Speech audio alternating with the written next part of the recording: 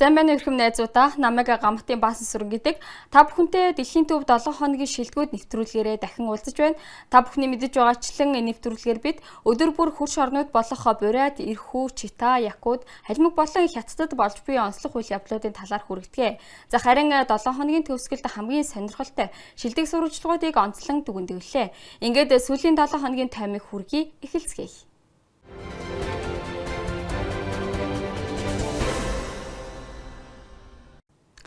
Байгаль нуур асар том застай нээлтэд бэлтгэж байна. Ариун мөсөн дээр Максимынхаа тосгоны ойролцоо 2 дугаар сарын 14-15-нд застай ил захидал хэмээх сүрлэг наадам болно. Хөлбөмбөгийн талбайтай тэнцэх хэмжээний авраг арт бүтээл, өвлийн олон төрлийн арга хэмжээ зочдыг хүлээж байна. Ийм том ил захидлыг хэрхэн бүтээдэг талаар эхний сурвалжлагаас үзээрэй.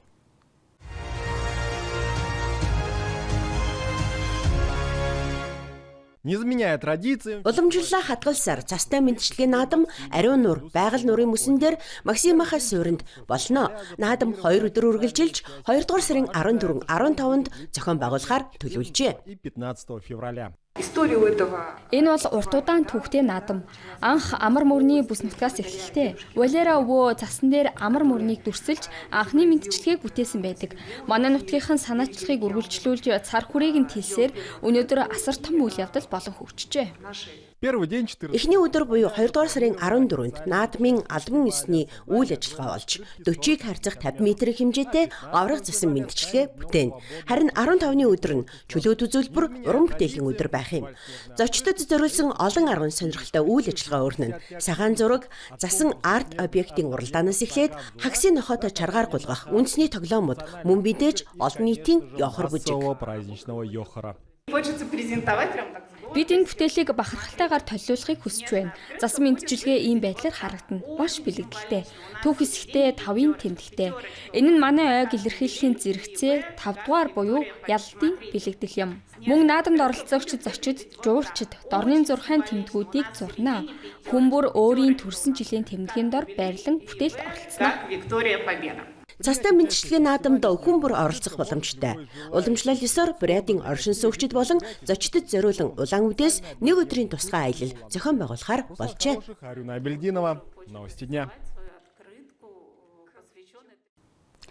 Гялалцсан гоо үзэсгэлэн, уян налархай хөдөлгөөн, хотын ирээдүй. Улаавт хотод анхны оюутны цэнгүүн өргөн дэлгэр болж, сайн сурсан оюутнууд тамирчид сайн дурынхан уран бүтээлч залуус өргөдлөө. Бурятын залуус ямар амжилт хүрснийг дараагийн сурвалжлагаас мэдцгээе.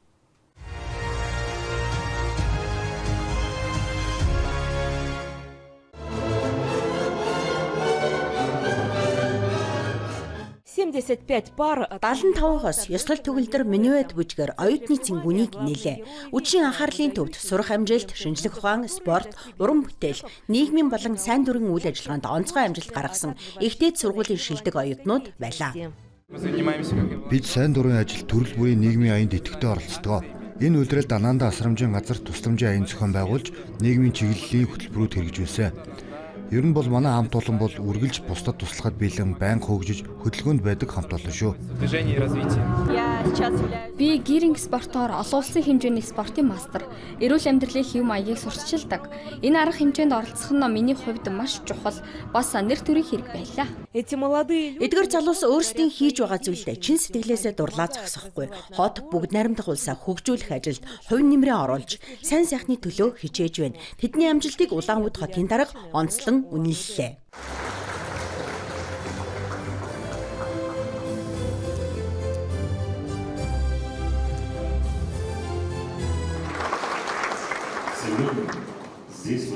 Өнөөдөр энэ танхимд залуу гялалцсан зоригтой үнэхээр гайхалтай залуус цугларлаа.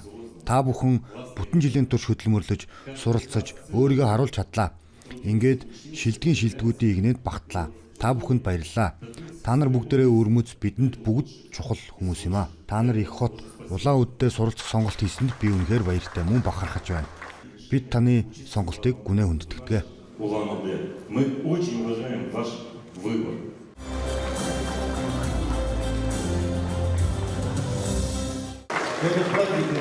Энэ баяр шинжлэх ухаан, уран зохиол, соёл, спортын идэвхтнүүдийг нэгтгэдэг.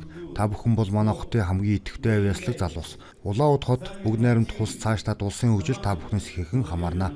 Идэвхтэй санаачлагтай байж, зорилгоо тодорхойлж, заавал түүндээ хүрэхийг хүсье. Хотын дарга Игор Шутенков оюутны цэнгүүн жил бүр уламжлал болгон зохион байгуулагдана гэдгийг мэдгдлээ.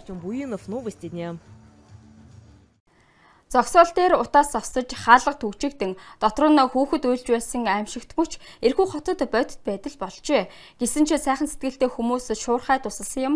Дэлбэрэх аюул ойртсон тэрхэн агшинд аврагчд болж чадсан хөлбөмбөгийн дасгалжуулагч болон зоригт иргэдийн түүхийг яг одоо үзээрэй.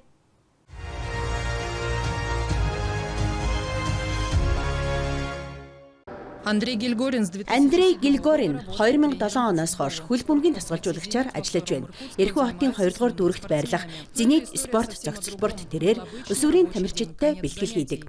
Гэвч энэ удаагийн түүх спортын тухай биш юм. Энгийн ажлын өдөр бэлтгэл дуусч тасгалжуулагч автомашин руугаа явж байтал зогсоож байсан хажуудах автомашины доороос хар хутаас сунаглаж байгааг анзаарчээ. Машин шатаж байв. Тэр даруй барилга руу гүн ороход машин дотор хүүхэд байгаа аимшигтай дуулдав. Хүүхдийн амнаас аюулд орсон учраас бодох завдалж байхгүй. Хүүгийн ээжтэй хамт автомашин руу гув. Машинд сууж байсан нэгээр биднийг сандралдаж байгааг хараад нийлсэн. Тэгээ бид хоёр хоёулаа оролцсон. Би өшгөлж үтсэн ч зөөлөн гуталтай байсан болохоор хагарч өгөөгүй.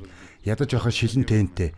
Тэгээ 3 дахь хүн алхны иш шиг зүйл авчирч түүгээр нь нүх гаргаад үлдсэн шилийг сугалж авч дотроос нь хаалгыг нь онгойлгосон юм а. Автомашины хаалга түгжигдсэн байсан тул аль болох хурдан арга хэмжээ авах шаардлагатай байлаа. Энийг л эрхүүгийн аврагч иргэд хийж чадчихэ.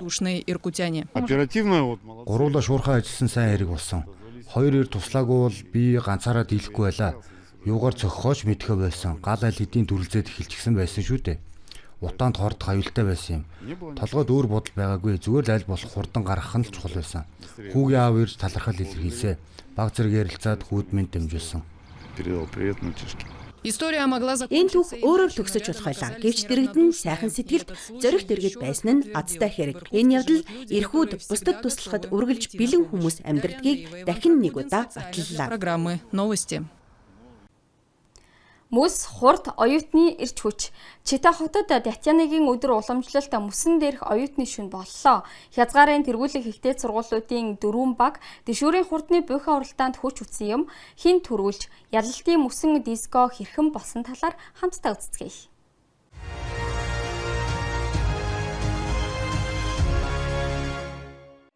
Чита хотын улсын ангаах ухааны академи, өвөр байгалийн төмөр замын сургууль, Читийн дээд сургуулийн оюутнууд тэшүүртэй спортын өрсөлдөөнд оролцохоор мөсөн талбайд гарахад бэлэн байна. Оюутны уламжлалт спортын шөнө Чита хотын мөсөн ордонд 1-р сарын 25-нд Татьянагийн өдөр болж өнгөрлөө. Та бүхний өмнө урт удам амьдрал байна. Сэтгэл хөдлөл дурсамжаар дүүрэн амьдрал. Та бүхэн одоо ирээдүйн мэргэжлээ эзэмшиж байна. Энэ бол амьдралынхаа хамгийн тод үеийг өнгөрүүлэх зам. Та бүхэн зөв сонголт хийсэ. Эрүүл идэвхтэй амьдралын замаасаа битгий хазаагаарай. Тамирчдын уур амьсгал тулааны байдалтай. Баг бүр ялалтад тэмүүлж байна.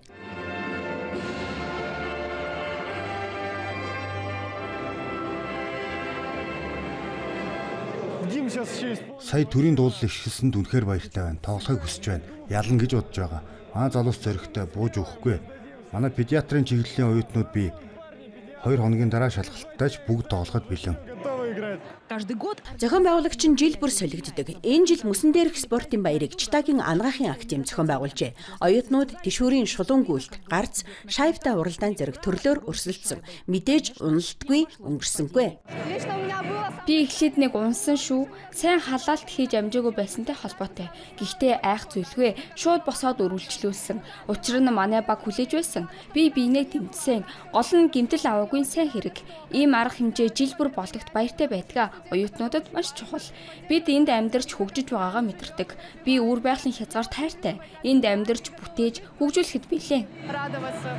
Багууд дүнгээ хүлээх зур сонирхогчд хөдөлмөр эрхлэлтийн төвийн сэтвчилсэн талбайд очиж тоглохын зэрэгцээ залуучуудад зориулсан ажлын байрны мэдээлэл авч байв.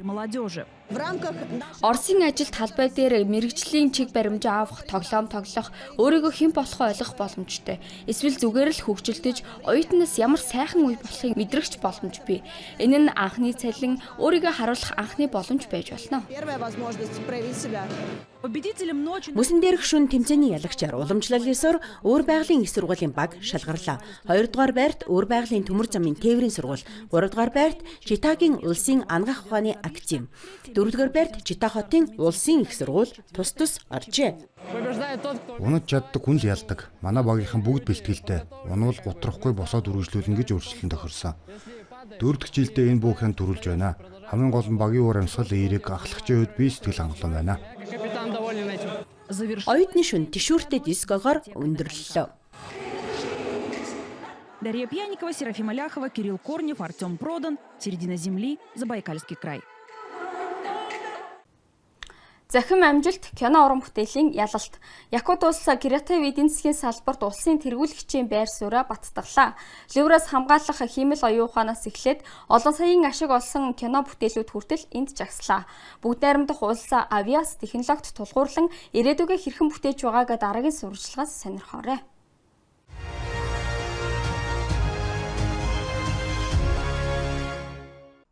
Сүүлийн 6 жилийн хугацаанд Якутийн бүгд найрамдах улсад ихээхэн ажил хийгдэж, улсдаа креатив эдийн засгийн манлайлагч хэмээн хүлээн зөвшөөрөгдөж, бусад бүс нутгуудад жинхэнэ стандарт тогтоож байна. Залуус креатив буюу бүтээлч салбарын мэрэгжлийг улам ихээр сонгох болжээ. Сурагчдын ширээнээс эхлэн ноцтой төслүүд хэрэгжүүлж, уралдаан тэмцээнд оролцдог байна. Тухайлбал Якутад санаачлан зохион байгуулсан миний мэрэгжил IT уралдаан нь холбооны хэмжээнийх болж, улс даяар 40 мянгаас давсан оролцогчийг нэгтгэн залуусыг технологийн ертөнцид хөл тавих бодит шат болжээ. Манайд олон хөгжүүлэгч, хөгжлийн хөтөлбөрүүд бий. IT мэрэгчлэтнүүдэд зориулсан арга хэмжээ зохион байгуулдаг янз бүрийн сангуудч ажилладаг. Мөн сургуулийн хүүхдүүдэд зориулсан IT чиглэлч хөгжиж байна. Жишээ нь миний мэрэгжил бол IT хакатон өөрийгөө харуулах боломж олгодог. Түүнчлэн ажлын байр санал болгодог олон компани бий. И много раз компаний, которые предлагают работу у нас в Якутии. Бүгд найрамдах улс үндэсний IT-гийн манлайлагчид шагналын хүрээнд хиймэл оюуны үйлчлэгээ хөгжүүлэлтээрээ тэргүүлэгчээр шалгарлаа. Якут улс бүс нутгийн шагнал ангилалд халаасны кибер хамгаалагч хэмээх хиймэл оюун дээр суурилсан ассистент бүхий иргэдийг дижитал аюулаас хамгаалах мобайл аппликейшн хөгжүүлснээр тэргүүн байр эзэлсэн байна. Манай лаборатори жил гарын өмнөөс ажиллаж эхэлсэн. Өнгөрсөн жил Орос улсын улсад хиймэл оюун чиглэлээр хамгийн том олон улсын баг хурал AI Journey-д бүс нутгаа ямар нэгэн байдлаар таниулах зорилт тавьсан. Бүс нутгаас нийт 6 төсөл мэдүүлсэн бөгөөд ихэнх нь лабораторийн гранттай багуудынх байсан. Халаасны кибер хамгаалагч төсөл шагнал хүртлээ. Мөн лабораторийн амжилтыг Орос улсын засгийн газрын аппаратч онцолсон. Якутын кино урлаг авьяасаараа төдийгүй бодит үр дүнгээрээ хүчрхэг гэдгээ батлалаа. 25 дахь кино наадам нь экстра синема сүлжээнд гайхалтай орлого олж 77 танхимд 118 мянгаас давсан үзэгч татжээ. 2025 онд бид 280 сая рублийн рекорд орлоготой байсан. Энэ 2023-24 оныг нийлүүлснээс ч давс үзүүлэлт юм. 2030-аас 32 он гэхэд Алс дорнодын кино павильон барих томоохон зорилт бий. Жилийн турш кино зураг авалт хийх боломжтой орчин үеийн техникээр тоноглогдсон павильон байх юм а. 2026 онд Якутын кино анимацийн сан байгуулахаар төлөвлөж байна. Сангийн хэмжээ 150-аас 200 сая рубль байх бөгөөд нэг кинонд дунджаар 3-аас 15 сая рубль хуваарлана. Мөн пост продакшн болон киноны маркетингт хөрөнгө оруулалт хийхээр төлөвлөжээ. Марфирина Алексеева, Нюргун Старостин, Якутск. Бүс нутгийн тэргүүний үлгэр жишээ. Халимгийн тэргүүн Батуу Хасиков оюутнуудтай нөхөрсөг хоккейн тоглолтод мөсөн талбайд гарлаа. Үзэгчид хэнийг дэмжиж, бүгд найрамдах улсын тэргүүн залууст юу хүссэнийг дараагийн сурвалжлагаас үзээрэй.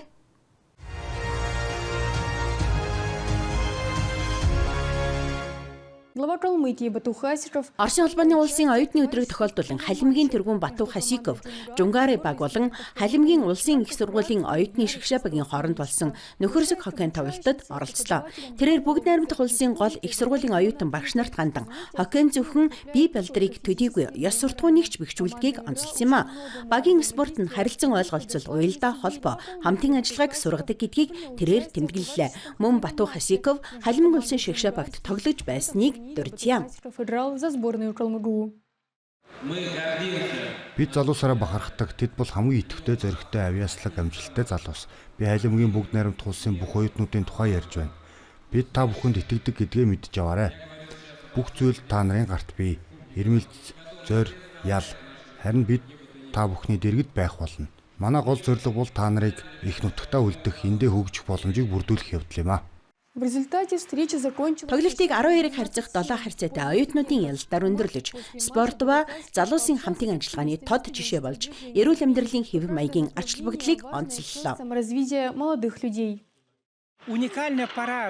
Оюутан нас бол лекцэнд сууж, шалгалт өгөхөөс гадна өөрийгөө хөгжүүлэх онцгой үе. Бид оюутнуудад бүтээлчээр хөгжих, спортоор хичээллэх бүх нөхцөлийг бүрдүүлдэг.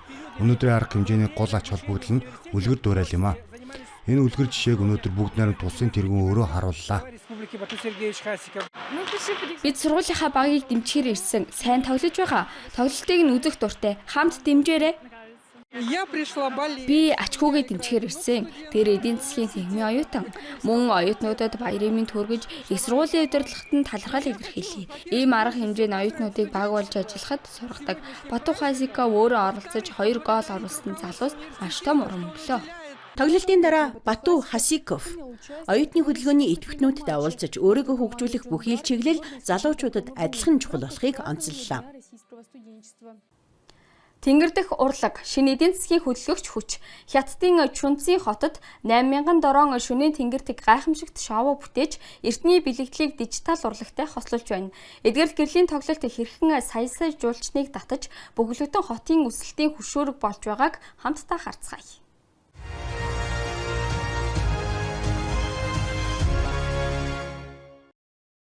Чунцын хотын шөнийн тэнгэр дижитал урлагийн асар том тайз болж, эдийн засгийн өсөлтийн шинэ хөдөлгөгч хүч болон хувиржээ. Нэгэн бүхэл оркестр мэт нэгдсэн удирдлагатай 8,000 дороо 12 сэдвжилсэн гэрэлт үзүүлбэрийг толилуулж байна. Энэ бол зүгээр нэг шоу бус. Ус, газар, агаарыг уялдуулсан 3 хэмжээст интеграц, үзүүрийн цоошин хэмжээс юм. Дэнлүү хэлбэртэй дрон, тэнгэрт хөвөх зөөлөн даван дүрслэл зэрэг инновацийн шийдлүүд нь дэлхийн үзэгчдийн анхаарлыг татаж, шинэ хэрэглээний эрэлтийг бий болгож байна.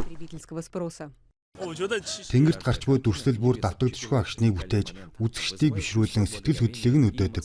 Энэ орон зай надад маш татан санагддаг. Арилжааны амжилтын гол түлхүүр нь Хятадын уламжлалт соёлыг цахилгаан технологитой гүнзгий уялдуулсанд оршино. Дорны гой зүй, тэнгэрт цэцэглэн дэлгэрэх хэмээх сонгодог сэдвэр амилан соёлын өнөт өвийг зах зээлийн бодит үн цэнтэй актив болгон хувиргажээ. Бид тэнгэрийн ивэлийг бэлэгддэг лонх хулууны сэдвийг уран бүтээлчээр ашигладаг. Тэнгэрт ягаан хулуу тодорч түүнээс аз хиймэрлэг улаан тухтуй. Сайн сайхны ханц тэмдгүүд урсаж гарч ирдэг. Үзэгчид ингэснээр аз жаргалын чин сэтгэлийн эрүүлийг шууд мэдэрдэг. Өөгдөл цуглуулах, динамик програмчлал, интерактив технологийн тусламжтайгаар соёлын бэлэгдлүүд амьд мөнгөжих боломжтой контент болон хувирч байна. Тэнгэрт гарч ирэх шидэт саваатай авраг гар, хотын тэнгэр багансан барилгуудыг асааж, дижитал салютууд, усан дахь тусгалтайгаа төгс уялдан сэтгэл татам дүрслэлүүдийг бүтээн. Гайхалтай шоу байна. Үнэхээр үзэмжтэй юм а. Хот сайхан сэтгэл төрүүллээ. Гайхалтай юм а. Буцаж ирмээр санагдлаа. Өнгөрсөн жилээс эхлэн Чунцинд ийм төрлийн шоунууд тогтмол зохион байгуулагдаж, шоу бүр нь олон мянган үзэгчийг татаж байна. Үр дүнд нь зочид буудал, нийтийн үйлчилгээ, дурсгалын бүтээгдэхүүн зэрэг дагалдах салбаруудад тогтвортой эрэлт бүрджээ. Шоуны найруулагч Жан Янсюэгийн онцлсноор дараагийн бодлогын алхам нь гэрэл сүүдрийн тусламжтайгаар орон нутгийн домог 3 хавцлын музейн соёлын өвийг амлиулах явдал юм. Энэ нь өвөрмөц оюуны бүтээгдэхүүн болж технологиг зүгээр нэг зугаа цэнгэл бус бус, орчин үеийн хятадын соёлыг илэрхийлэх хүчирхэг хэрэгсэл гэдгийг баттгана. Ингэснээр креатив үйлдвэрлэлийн шинэ боломжууд нээгдэж, хотын брендийн үнцэн өсөж, соёл технологид суурилсан аялал жуулчлалын доктортой загвар бүрэлдэх юм. Туризма. Жан Шуан, Олеся Корзун, CGTN.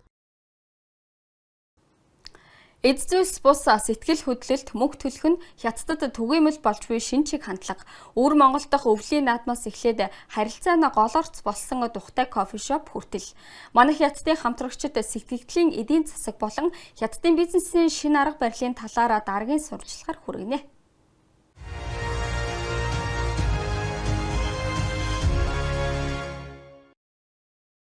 Зимний фестиваль на Өвөр Монголд болсон наадам, өвлийн наадам нь эд зүйлд бус сэтгэгдэлд хөрөнгө оруулдаг шин төрлийн хэрэглэгчдийг татах төв болжээ. Энэ газар очих нь зүгээр нэг аялал биш, харин соёл, баярын уур амьсгал, хамтын мэдрэмжэд бүрэн автах туршлага юм. Ийм иж бүрэн мэдрэмж нь жирийн амралтаас хавьгүй гүн дурсамж үлдээдэг тул хэрэглэгчид мөнгө төлөхөд бэлэн байна. Энэ нь бүс нутгийн уур амьсгалыг эдийн засгийн идэвхтэй нөөц болгон ашиглах, өндөр орлоготой амралт, аялал жуулчлалын кластер бий болгох стратегийн нэг хэсэг юм. Түүнчлэн онцгой харилцаа, бодит байдалд төлөх хандлага нэмэгдэж байна. Гудамжны бяцхан кофе шоп гундаанаас гадна баристагийн хүн татах чадварын ачаар нэр хүндтэй олжээ. Сэтгэл хөдлөлийн холбоо үүсгэснээр борлуулалт огцом өссөн нь жижиг бизнесийн амжилтын жишээ болж байна. Өдөрт ганц аяг кофе чанах ч үе байлаа. Гэвч олонний амд амьдсан яриа нийтийн сүлжээ мундаг хүчтэй юм. Өнгөрсөн бямб гарагт амжилт гаргалаа штэ. Өдөрт 360 аяг кофе зарсан. Сегодня растет спрос. Өнөөдөр идэвхтэй бүтээлч оролцооны эрэлт нэмэгдэж байна. Бээжинд цэцгийн урлалын мастер-классууд хэдхэн минутын дотор дүүрдэг. Хүмүүс өөрийн гараар бүтээх, шинэ ур чадвар эзэмших, үйл явцад бүрэн автах урсгал, мэдрэмжийн төлөө мөнгө төлж байна. Процесс. Бүртгэл ихэвчлэн 5-10 минутын дотор хаагддаг.